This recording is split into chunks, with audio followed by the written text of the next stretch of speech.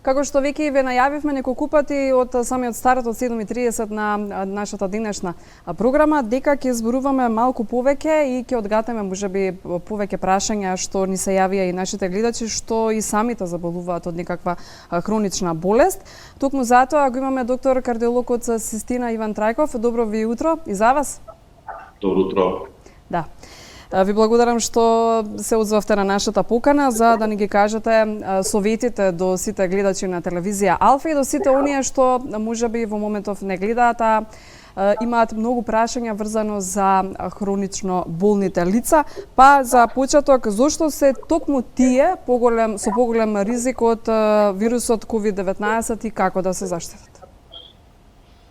Така, зборот хронично болни многу се користи деновиве и е широко користен, но треба малци да прецизираме што би значило тоа хронично болен. Значи, јас како кардиолог, за нас хронични болни се оние пациенти кои што се постојано на хронична терапија и имаат некои од поозболните срцеви болести, како срцева слабост, одредена срцева аритмија и пациенти кои што се после кардиоваскуларна операција и валвуларна болест. Тие се пациенти кои што се поризични глобално. Никогаш нашите пациенти не се само срцево болни, секогаш имаат и некоја друга болест, као шеќерна болест, покачен крвен притисок и тоа се ситуации, така наречени болести дополнителни, кои што ја комплицираат работата. Нашите болни срцеви, овие хронично срцеви болни, не се подложни за вирусни инфекции, сме исто подложни како и пациентите, односно не пациентите, но веќе кога ќе добијат вирусна инфекција, посебно информациите што ги добиваме од Светската здравствена организација, дека пациентите со хронична срцева слабост и инфекција, активна инфекција на COVID-19 се многу ги стават во ризик дополнителен плюс. Со други зборови, вирусот као вирус исто не напаѓа сите, но овие пациенти се драматично поризични. Да, ни се јавија наши гледачи на телевизија Алфа и на Добро утро секое утро кои заболуваат од ХОП, па би ве запрашала и за ете тие лица како да се заштитат. Многу често група на хронични болни. Така, многу често срцевите болни се пропратени со така наречена хронична белодробна болест, што примарна, што секундарна, тоа значи дека многу често нашите болни, бијќи срцето работи послабо и плуќата второстепено трпи и тие се многу поподложни за инфекции. Со други зборови, кога бијќи срцето и плуќата се еден систем заеднички, кога срцето затајуваат и плуќата, и затоа овие болни комбинирани со срцева слабост и хронична респираторна болест се апсолутно поризични. Од друга страна, имаме и обрнати пациенти кои што имаат примарна хронична обструктивна болест, така ХОП, со некоја дополнителна кардиоваскуларна болест и тие спаѓаат во, со други зборови, кардиопулмоналниот систем, значи срцево-пулмоналните болести, за жал се многу поризични во однос на другите.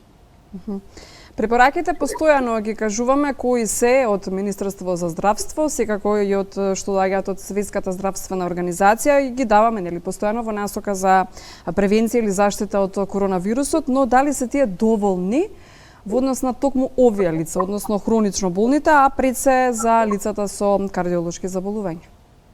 Заштитата за сите нас е иста. Значи, дефинитивно треба да ги следиме комплетно препораките на Светската здравствена организација и нашата земја, значи заштитни маски, миење на раци, контакт што помалце, седење дома, апсолутно, значи каква што е примерната заштита за секој наш граѓанин на светот, така и на овие болни, значи не треба некоја дополнителна заштита.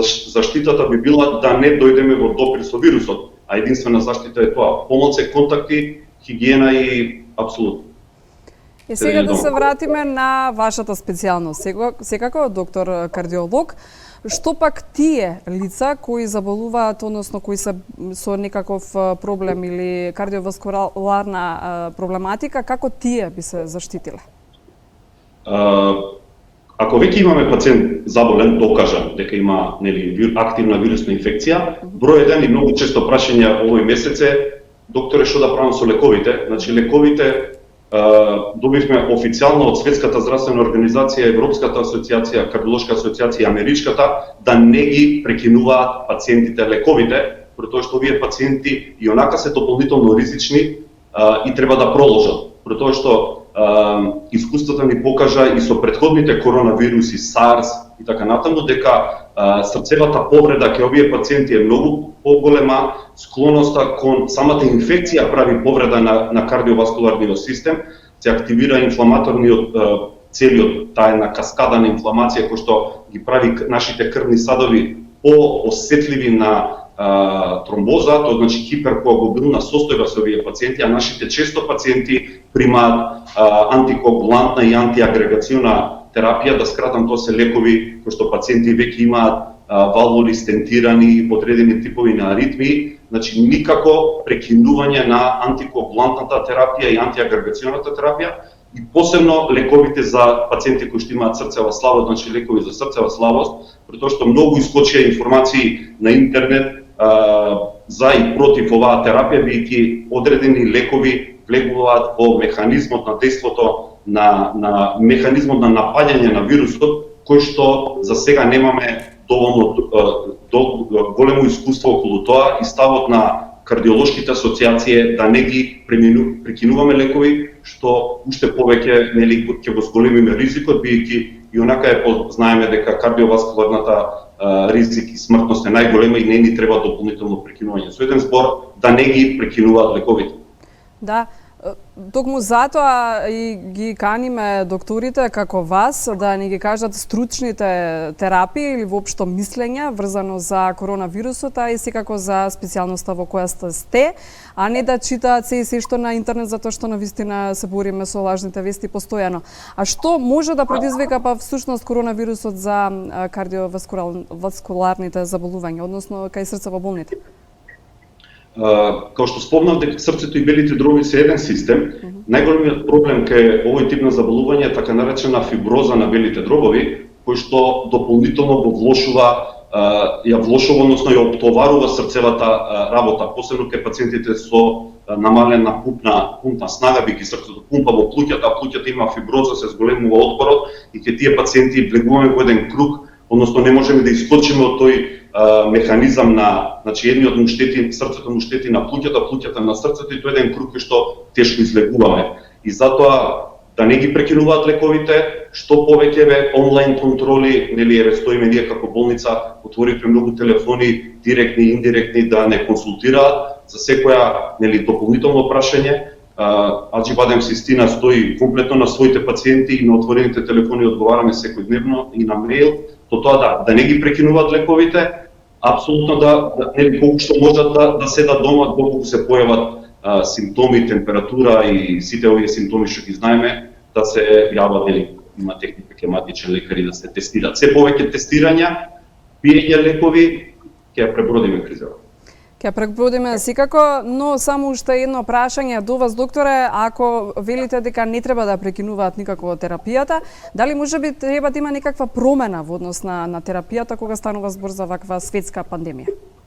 Не, апсолутно. Кардиоваскуларните лекови нема промена. Значи, искочија многу информации пак на интернет дека одредена, како што спомна, група лекови треба да ја замениме со лекови кои што помалку не штитат. Ставот до денеска е никако да не се прекинува таа група. Тие се лекови за срцева слабост и покачен крвен притисок. Значи, апсолутно нема промена. Заштитата, како за секоја вирусна инфекција, така и за овие пациенти е да го намалиме можноста за контакт, за друго. Сега антивирусна терапија кој што адекватно одговара за овој тип на вирус, за жал немаме.